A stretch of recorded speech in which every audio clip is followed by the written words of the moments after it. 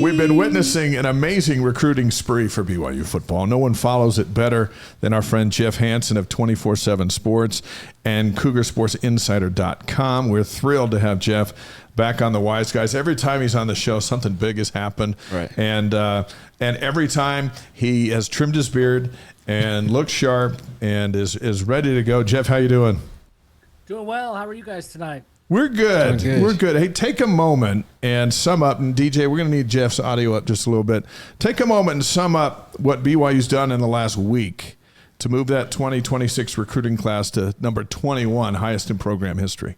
Yeah, man, they've done exactly what we've always wanted BYU to do. Okay, so we talked about, I think the last time I was on the show, Dave, we talked about Ryder Lyons. There was, the big 5-star, the headliner, all that stuff. We've talked about Bot Mulitalo. We've talked about Brock Harris, the 4 stars that are knocking on that 5-star door. But we've always said, as BYU fans, I've had this conversation, I don't know how many thousand times, that if BYU can just convert the talent, like the LDS talent, those run-of-the-mill guys that are there, that have a ton of options. They maybe aren't the 5-star guys, but they're the guys that are going to make a ton of plays throughout the depth chart, throughout their careers, every single Saturday. BYU did that, and they did it in exceptional fashion this past week. I mean, there were 4 or 5 guys that were on the board that had decisions coming up in the last week, and BYU clean sweep. They picked them all up with Adam Bywater today. And these are guys that are really, really good. You mentioned Jax Tanner. I think he could be a 4-star here before too long. Some networks have him as a 4-star already. Adam Bywater. Look, that wasn't a layup for BYU. Utah went hard after Adam Bywater. I think Morgan Scalley might be his neighbor, if I remember right. I mean, they really recruited him really hard. And BYU had to show well. That wasn't just some easy recruiting win that the coaches could take for granted and get a BYU guy. They had to go win a recruiting battle, and they did. BYU's just they're not shooting themselves in the foot at all. They are operating and firing on all cylinders, and the results are really starting to show. Jeff, I think this question. Well, I guess there's 2 parts of this. So when 24/7 Sports considers its rankings, what's the formula to determine, which teams have the stronger classes? That's part 1. Part 2, a lot of fans, we get confused when we see 3-star and then he could be a 4-star, or when a guy is a 4-star commits, then he drops down to a 3-star. So what's going on there? Yeah, so the first one, the rating calculations, it's all a little bit above my head. I mean, they have a really big formula that goes in, and the highest rated players are weighted a little bit more. They take some average commit within the class, and then there's some formula that I don't understand how it all comes together. But basically, if you have more highly recruited players, you're going to have a higher, and I guess a higher density of average of what the recruit is. Therefore, your total team score is going to continue to climb. That's a bunch of math. All I know is that, hey, keep getting the 4-star, 5-star guys. You're going to end up in a pretty good spot. Yeah. And then in terms of the ratings, it's a great question, Bilo, because it gets brought up a ton. And look, I'm not going to sit here and carry the water of any networks or anything like that. If people want to buy into conspiracy theories of ratings going up and down based on what school they go to, that's their prerogative, right? But the way that I view it and the way that our team does it at 24/7 Sports is ratings aren't final until after their senior year is done. You look at a guy like Zach Wilson, who really burst onto the scene late, or a guy like Jackson Darts, maybe even a better example, that he was kind of tucked away at Roy. Not a lot of people, including college coaches, even knew that he existed, much less had him as this NFL prospect. Then he goes out and has a dynamic senior season. Look, he was always a very good player when he was at Roy, but he got a lot better when he got to corner. He grew a little bit. He added some arm strength. He became a better player. And so his ratings kind of fluctuated too. It would have been silly to see that senior year and leave him at the low 3-star prospect that he was at the time. So ratings are always constantly being evaluated and reevaluated until that player signs, or I guess until that player's senior year is done. And then in terms of high, a 3-star that might be a 4-star. It's all based on a numeric scale, right? A 3-star is anybody rated from an 80 to an 89. It's kind of like your grades at school. Yeah, you can be a B student, but are you a B minus student that's almost a C student, or are you that B plus student that's knocking on the door of the A's? That's kind of the way that the grading scale works as well, is that there's a numeric value behind every star rating. And guys like Jax Tanner are rated an 89 right now. So they're right on the cusp of that 4-star rating that starts at 90. I don't know how you got my high school transcript to start rolling the grade thing. Robert is on the stream from Horseshoe Bend, Idaho. Another Robert from Saratoga Springs. Ben's in from Cary, Idaho, visiting with Jeff Hansen. We're going to talk about these players in a few minutes, but in a bigger scale, what more does BYU have to do for 2026? Who's still out there, or are they done? Yeah, there will still be players that emerge. It's kind of a funny recruiting calendar now because everything happens in the summer, and then there's an entire season that still has to be played before signing day. It used to happen that officials couldn't happen until the season started, and most didn't happen until after the season ended. So you'd get kind of this rush in December, and then everybody would sign a couple of weeks after. Now we've still got months until signing day. So BYU's to-do list, keep these players committed. And in order to keep these high-profile guys, you're going to have to perform well on the field. If BYU comes out and they go 4-8 this year and they just struggle to look like a competent football team on the field, you're going to see some players flip to some of these schools that BYU has beat out so far. That's just the nature of the game. So BYU's got to continue to recruit these guys that are committed and keep them committed up until they sign in December or in February, depending on when these players decide to sign. In terms of who's left on the board, there's not a lot of players left. There's another guy, an edge rusher out of Lehigh, Druin Meredith. I'm looking at him. He might make a decision here in the next couple of weeks. But beyond that, there's not really an imminent target that I think is coming off the board soon. There will be guys who emerge throughout that senior year. There will be guys, I think of like an LJ Martin that nobody even knew who he was going into the season. And then all of a sudden he was a top target for BYU in about November. I look at, there's going to be guys like that emerge as the season goes on. But for the most part, I think BYU's got the core of this class, and now they're looking to just add best players available as they become available. And the beauty of the transfer portal era, if they don't see that in the high school ranks, they can always reserve that scholarship capital until the transfer portal opens up and then go and find those positions of need in the portal. Jeff, do you think that colleges should start to move to a retainment strategy when it comes to the commitments? Like, for example, starting to pay their commits through NIL, like as they commit once they're juniors or their senior years? Think that's possible? I think you're going to see schools do as much as they possibly can. Yeah, I mean, it's get a player committed, get them signed, get them on campus, heck, even have them on the roster for a couple of years. It's all about holding on as long as you possibly can. So I think you're going to see a lot of schools. I don't know if BYU is going to get into the facilitating payments for high school kids or not. I kind of doubt it on the BYU side. True. But you're going to see it across the country. Some of these schools are already doing that. Because retention is the name of the game, and it starts from that verbal commitment.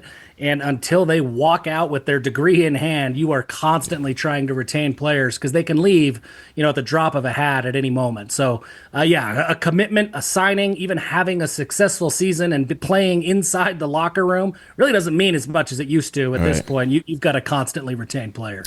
Wise Guys is presented by Brady Plus, supplies plus support. See BradyPlus.com. By Eddie, HR and payroll software built for small businesses. See how Eddie can serve your team at Eddie.com. By Mountain America Credit Union, empowering dreams for over 80 years. Learn more at MacU.com. And Wise Guys distributed by the Deseret News. Jeff Hansen of 24/7 Sports and CougarSportsInsider.com or CougarInsider.com. I'm having an argument in my brain as to whether or not there's CougarSportsInsider.com.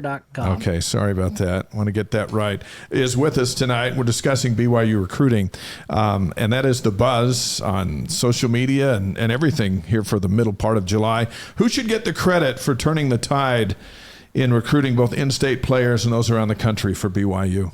Yeah, I mean, everybody, right? I mean, you go up and down the roster of coaches. Everybody has done a very, very good job.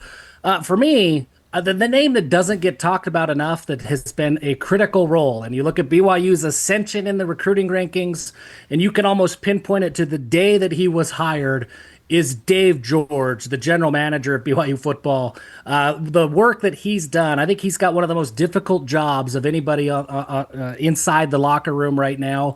Coaches have to recruit. They got to have relationships. They got to, perform on the field, all that stuff. Dave George has the difficult task of figuring out what the NIL looks like, what's going to make everybody happy. Does BYU have the funds in order to make everybody happy? How do they get those funds? And then how do you balance that roster with missions and all the other stuff that BYU has always had to deal with? Dave George has done a spectacular job, and there's been guys, you talk to guys like McKay Madsen, you talk to Ryder Lyons, they're going to point to Dave George as having a really big voice and a really big role in their recruitment. I don't think a lot of people are talking about him because he's not one of the position coaches. You're not going to see him on the field on Saturdays or in press conferences, but Dave George has done a phenomenal job for BYU. He's like a offensive lineman. They don't get any credit, But you got to have him. But when they do something bad, the whole world sees it. That's corners are like that too sometimes. It's not really it's not really the most glorious from a outside in, but as long as he knows that he's making an impact, and Jeff as well, right? Yes, Jeff just gave him a shout out. We'll give him credit. So Jeff, we understand the impact that the Big 12 has made with recruiting. My question is a little bit different than what we have in a script day. If BYU were to have the same type of success and buzz as an independent still, so not as like a G5 school, but just as an independent, do you think they would still have the same amount of recruiting success? So let's keep everything across the board the same, NIL, facilities, all that, but the difference is just the conference affiliation. That's a really good question. I think BYU would still have success. I don't think they would have as much success because as BYU, look, NIL is a huge component of everything that happens in college sports now. There's no question about it. And I think that's the great equalizer for BYU.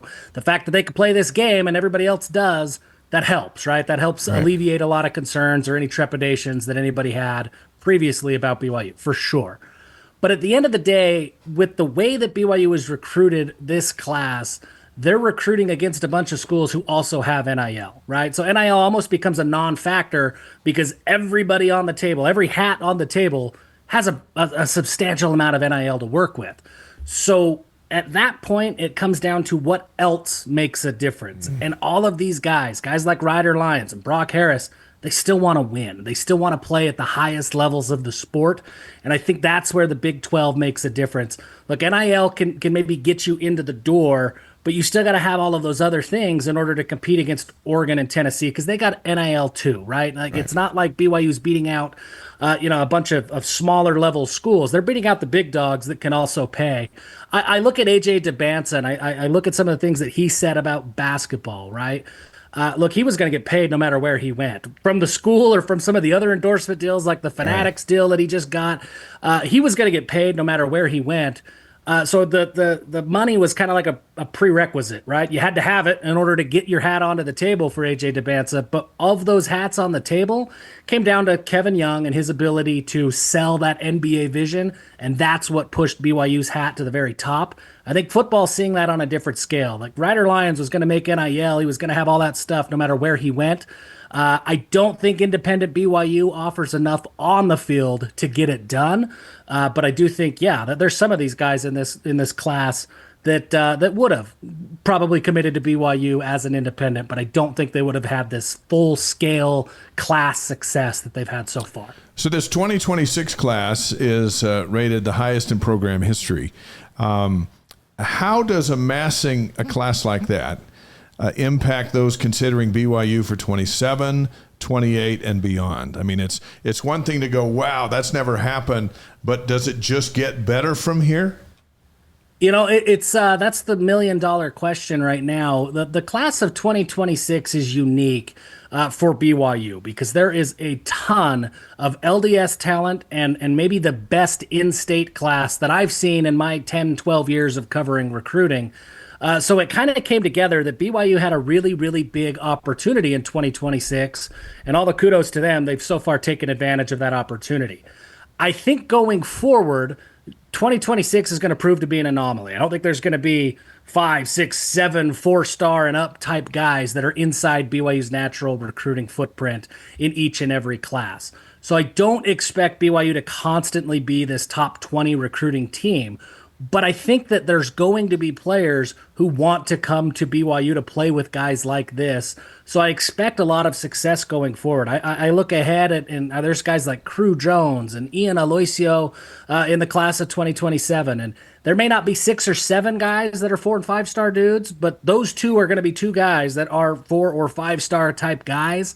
And I think BYU is going to be firmly in the mix for them because of this class of 2026 as a foundation. So, yeah, I do expect it to continue to have positive effects down the road, but I do think 2026 is going to prove to be a little bit of an anomaly just because of the opportunity that was at hand. So Cougar fans should be enjoying this when they see their team at the top of the Big 12. You should just enjoy this.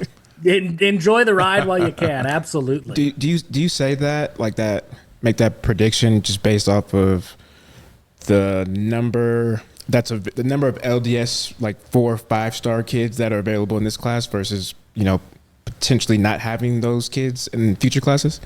Yeah, I think so. I mean, look, can BYU get outside of that natural recruiting footprint? Of course they can. That's going to be a lot harder for BYU to do, even with this success. But hey, basketball's proving that they can do that. We haven't seen that at this level from the football team yet. And hey, look, we hadn't seen it from the basketball team until all of a sudden we did. So maybe BYU football can do that and prove me wrong. But at this point, I don't know if it's going to be quite there because look, they've got this opportunity with this natural recruiting footprint, and they've been nails operating inside that footprint. I just don't know if they could continue to operate it at that high level outside of that footprint. Let me throw a few names at you, and some we've talked about on this show. But since recruiting is the buzz, some of the big shots in this 2026 class, we'll give you the name, and then just give us a line or two of their potential, what they can do for BYU. And let's start with Ryder Lyons, the 5-star quarterback who will be here after his mission. Yeah, Zach Wilson. I've said it before. I continue to see it with Ryder. From an arm talent and a football capabilities, he's great. He's got every hyperbole that you want to say. He's got all of them. But between the ears, he's different. He's wired a little bit like Zach. I think he's going to bring a lot of swagger to this program. How about Brock Harris, 4-star tight end? Yeah, I love Brock Harris's game. It's hard to compare anybody to Dennis Pitta because he was just such a legendary figure. But it's hard not to see a little bit of Dennis Pitta when you watch Brock Harris play. He's big, he's fast, he's athletic. He's going to be a big-time tight end. Bot Mulitalo, a 4-star offensive lineman. Bot Mulitalo is fascinating. He had NFL potential as a defensive lineman and decided he looked at guys like Penei Sewell and said, hey, there's real NFL money for these left tackles, and he decided to play offensive line. He thinks he can become a guy like Penei Sewell, and you look at what he's done in just a few months since flipping over to the offensive side of the ball, and it's hard to doubt him. That's the potential he thinks he's got. All right, Bilo, throw in a few names. Braxton Lindsay. Braxton Lindsay, man, he's such a fascinating get for BYU. I think we're going to really grow to love him as fans the way we grew to love Jamal. He's just such an infectious personality. He's going to be a leader in the locker room, and he's a pretty darn good football player who's going to make a difference at multiple levels on the field. You've had him as a high 3-star. Could he be a 4-star? And if I he think some networks might have others, him as a 4-star. Really? He's going to be knocking on the door for sure. Okay, and so BYU could end up with a slew of 4-stars when it's all said and done. Yeah, I think so. Braxton Lindsay's right there. Kawe Akana is right there. Jax Tanner's another one. They could have several by the time all is said and done. Another guy for you, McKay Madsen. Man, I love McKay Madsen. I love him on offense. I know that's where he wants to play. I think he's an NFL linebacker. I think he's just special. He's just one of those unique athletes that he can do a little bit of everything, and wherever he ends up, he's gonna perform at a high level. He's too talented not to. You may have to talk to his mom. Yeah, he's pretty set on playing running back. He leaves for his mission this week. We wish him the best of luck heading to Argentina And my nephew, I think, is going to be his trainer down there. They've already kind of worked some things out. So we'll see him in a couple years. And I agree with you. He's just a fascinating guy with all the tools. BYU football recruiting expert Jeff Hansen on 24/7 Sports and CougarSportsInsider.com on the Wise Guys tonight. We're live on YouTube, Facebook, Twitch, and WiseGuys.com. Here comes the big question for you, and we know you'll answer it. In the recruiting battles between BYU and Utah, what shift are you seeing? Look, BYU's winning most of them. Just about every recruiting battle when BYU and Utah are going heads up, BYU is winning right now. And I don't know that that's going to change in the immediate future. I think BYU has a lot of momentum. They've got a very similar pitch in terms of development, in terms of the coaches. You look at Jay Hill, Shione Poa, you look at the way that these coaches develop players, and they learned it all from Utah. So it's a very similar pitch in terms of how they develop players. I think that BYU has a lot of advantages in terms of fan base and NIL and all of these other things. And as long as that's the game that continues to be able to be played, I think that BYU is going to continue to win a lot of those recruiting battles. Utah's going to get theirs for sure. I mean, they're too good of a program not to. I think Salesi Moa probably ends up at Utah. They've just landed a pair of wide receivers in Jaron Pula, Kenan Pula. So there's certainly names on Utah's recruiting list that BYU would love to have. But I think more often than not, this year for sure, and looking ahead, I think BYU is going to win a lot of those recruiting battles. And with BYU winning those battles, not only just head to head with Utah, but Oregon, Tennessee. I mean these big name, big brand schools. What messages does that send to these other schools about specifically this recruiting class and how they've been winning those head to head battles? Yeah, I think Oregon's pretty sick of BYU. I was going to say that. There used to be a time in the recruiting industry that you would the BYU would offer a member of the church, and other schools would just kind of back off. Like they kind of knew what was going to happen. And I think that over the course of independence, that kind of went away. BYU lost that advantage. I think if you were to ask Oregon right now, if there's a guy who's going on a mission, they're probably not going to recruit him as hard as they have over the last 12 months, because whether it's Alai Kalani flipping while he's on his mission, or guys like Austin Pay who picked BYU over Utah, Bot Mulitalo, I mean, the list goes on and on. There's about 10 of them over the last year. I think that's what happens, that if BYU's involved for these missionaries and other schools are involved for missionaries, they're going to try to talk players out of going on missions. And if they can't, I think you see them take a step back and just say, like, look, we don't want to deal with missionaries the way BYU does, and we're getting our tails handed to us anyways. Kalani likes the long game, right? If he doesn't get a guy at first, he gets him later. Yeah. And he's tried it, and he's taught his staff that. It's like, hey, if a kid picks somebody else instead of BYU, congratulate him, be nice to him, support him, because there's going to be another chance at him, and we're starting to see that quite a bit. Yeah, we are. The transfer portal, I think, was built for Kehlani Sitake's personality of just like support everybody, love everybody, no matter what. That really works out well because, yeah, guys, they go to Texas and don't play for a year or two or have an injury or whatever happens, and it's really easy for them to hit the portal, and there's BYU, and there's already a strong relationship that's ready-made. I mean, it's not fake either with Kalani. That's what's so special about it, is that is his genuine personality.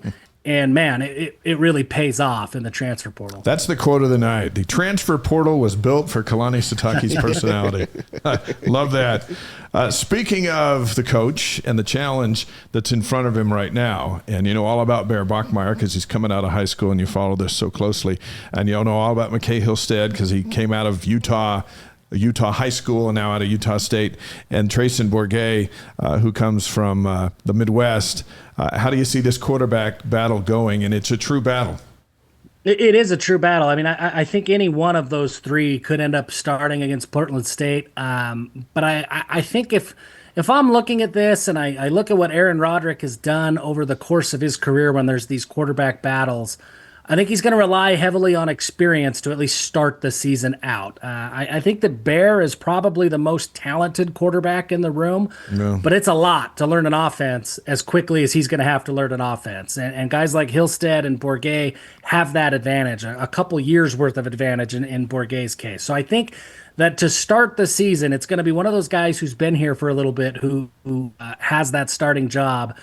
And for me, maybe there's a little bit of bias because I've seen him so closely, but I look at what McKay Hillstead does when the lights turn on. Yeah. He's a gamer, man. I mean, his ability to just make plays. He's done it at the high school level. He did it at Utah State. Look, people kind of look at the stat line from Utah State and want to write him off because it wasn't, All-American status. He was a true freshman that was thrown into the mix. I mean, that's hard to do. And he still played pretty well. He played behind one of the worst offensive lines in all of college football and still managed to produce. I really like what McKay does once the lights come on. I think he's a gamer. He's small. There's some size concerns, things like that. But, Jake Retzlaff wasn't a big quarterback either. No. I don't think that A-Rod is going to have a lot of problems or concerns about the size. And ultimately, I think McKay Hillstead is the guy who I would go with. But Trayson Bourguet, I think I've said it on this show before. He reminds me a little bit of Baylor Romney, that he just does everything pretty good. Yeah. I don't know that he's elite in any area, but he's certainly not bad in any area either. He just does everything pretty good, and he'll get that job done too. It's going to be interesting. The lights will be on August 30th because it's a night game. So so Hillstead will have the lights on if he's the guy, or if maybe they'll play everybody in a game like that where BYU should dominate anyway and guys can get minutes. And Bachmeier has 4 games and a bowl game he could play in and not even have him wipe out the year, right? So there's opportunities to get to the future maybe a little faster while not sacrificing this season as they figure it out. What surprised you about the Big 12 first team announcements where there were no BYU defensive players named coming off the league's top defensive unit? Most of those guys are back. Yeah, I was surprised. I thought it was a little bit short-sighted, but I could tell you, I would bet that Kalani, that Jay Hill, that Justin Enna, those guys love it. Yeah, I mean, they absolutely love it. You want to continue to overlook BYU. They were overlooked all year last year and just every Saturday kept continuing to prove people wrong. How many times do we hear it from Kalani? They don't know, but they're about to find out. Right. And I think that's the same attitude they'll get to take again this year because apparently they didn't learn last year. They must have forgotten who these guys are. It's funny, Kalani can shout that to his own fan base about his quarterback. The night before opening night. They don't know who it is, but they're about to find out. Hey, Jeff, do you think – so I know with recruiting, or I would say, with recruiting, because you alluded to this with Zach Wilson and just him not having him being known, right? So he was under-recruited from a ranking standpoint. And I also know that, as a player, preseason awards, when you have that list – media, they tend to say, oh, yeah, I recognize this name. I recognize this name. I recognize this name. So I'll vote for him. Because BYU is not only new to the conference, but, new to the success of the conference, do you think that could have played a role into just the name recognition? Or lack of it? For sure. I think you're dead on. Look, for 24/7 Sports, we've done some stuff as the Big 12 writers, and it's like, okay, hey, fill out your first team. Look, if BYU doesn't have a guy or Utah doesn't have a guy that I covered in high school, I don't know a whole lot of guys that are playing for Kansas or Kansas State, right? So you kind of do go with the few names that you know, and I think that's the flaw of the preseason media polls is because, look, these are just guys that are doing their job. Their job isn't to cover, BYU's beat writers. Their job isn't to cover Baylor and to have an intimate knowledge of who's good for Baylor, who's good at Texas Tech. So I do think you fall into that trap of you fall to the guys that you know or the guys that have the most hype that you've heard about. And I think that is what happens. And you look at BYU, we think the world of Isaiah Glasker and Jack Kelly, and so does the NFL. But they haven't had that national headline. And so, I don't know that I would expect a beat writer in Lubbock, Texas to have a ton of knowledge about Isaiah Glasker or Jack Kelly. And our final minutes with Jeff Hansen are 5 questions presented by Strategy Square. Let Chantal boost your company's social media profile at strategysquare.co. Tonight, Jeff is going to reveal his top 5 BYU linebackers of all time. DJ, are you ready? 5 through 1, your top 5 linebackers of all time. Let's start with number 5. I had to write it down because there's so many. I mean, there's a ton of names that could have been on this list. Yeah. I had to leave guys like Cam Jensen, Brian Keel, Bob Davis, they didn't make the cut, and they'd make the cut at just about every school. Yeah. So here's my 5. All right. Maybe there's some bias here, but Shad Hansen, one, he's got a great last name, but he's also got the resume to prove it. With, I think he was knocking on the door of 400 career tackles, was an All-American at one point. I've got Shad Hansen at number 5. You guys had about the same high school stats, you and Shad, right? Yeah, just about. All right, number 4. Shea Mearbook, one of my favorite linebackers in the 90s. The way he played, I mean, he's got the stats and all that stuff too, but just the way he impacted the game was special. He was a beast. I don't know any of these guys. Number 3. Below. Number 3, I got Fred Warner. He doesn't have the 400 career tackles that some of these other guys have. So what? But he was that next generation linebacker that did so much in coverage. He got after the quarterback. He did everything, and then obviously what he's done in the NFL speaks for itself. Shad Hansen, Shea Mearbook, Fred Warner. By the way, Fred Warner, I believe, is again the highest paid linebacker in the NFL, which is insane. Good for him. Okay, number 2. Number 2, I've got Rob Morris. I think he was my first favorite player. I remember Rob Morris. I'm blowing the freight train whistles inside LaBelle. Oh yeah, he was unreal. He was the big time linebacker of my childhood, and also had a long NFL career. Is there a better nickname than the freight train when you're a linebacker? Nope. Absolutely not. Did you know Rob Morris, Bilo? Okay, good. Welcome to the welcome back. 20th century. I'm back. Those were like one of the first highlights that Bronco would show the defense is when Rob played. So. Yeah. Okay, that sets us up to number 1. And I don't think there's any question, man. Kyle Van Noy, the way that he just impacted a game. Anytime that you have a linebacker and you're down by a touchdown and you're like, hey, we're going to get it because he's going to get a sack in the end zone and it's going to be fine. He's a special player. KVN is the top dog for sure for me. Kyle Van Noy, the number 1 linebacker ever to play at BYU. That's since 1922, according to the guru, Jeff Hansen. And he was a highlight waiting to happen. And he didn't. That didn't mean he was in the right spot all the time, and that didn't mean he was doing what he was supposed to do at the linebacker spot all the time. But as you're right, you need a block punt, you need a pick, you need a fumble, you need something. Yeah, man, no, I got it. Kyle freestyled a lot. So my senior year, it was his freshman year, and there was injuries towards the end of that year, which was 2010. So a year that was kind of our down year and rebuilding, and Kyle started getting more reps. On special teams, and then when injuries occurred, he got in at linebacker, and every time he got in, he had a sack or a fumble recovery for it. It was something, and we went to Bronco. We were like, "Yo, I don't know what you got against this kid, but you got to put him in." And it was like maybe 12 significant plays that he made that helped us win games as a true freshman, and not even a starter.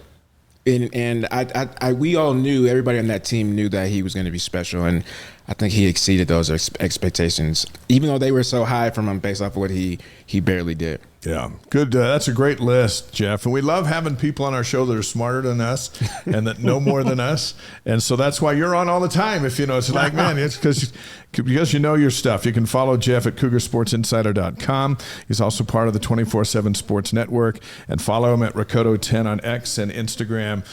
Great stuff as always. Thanks for doing what you do, and we will see you soon. Appreciate you guys. Thank you. Jeff Hansen. We've got all this information in our in the link, and you can read all about him and read more about what he's got. He's also got his season preview that you can get a hold of and digest. Great to have him on the Wise Guy.